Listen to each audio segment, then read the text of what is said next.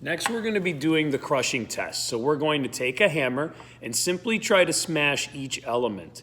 By doing so, if it crushes and breaks into a powder, we'll say that it's brittle. If we crush it and it merely bends or flattens but doesn't break into tiny little pieces or powder, we would say it's malleable, meaning bendable. So first off, I'm going to start with my sulfur again. Pure sulfur is yellowish in color, kind of grainy and gritty. So let's see with a hit. And that definitely is brittle.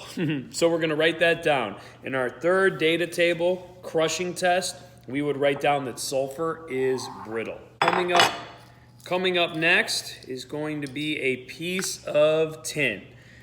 Let's take that hammer and let's give it a little hit.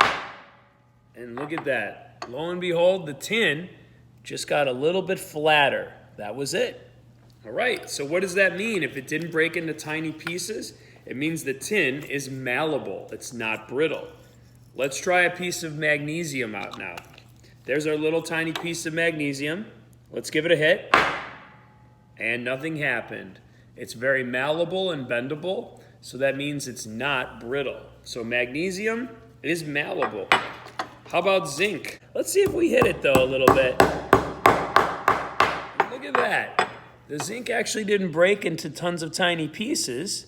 It actually just bent and flattened when we hit it. So I would say then that zinc is malleable.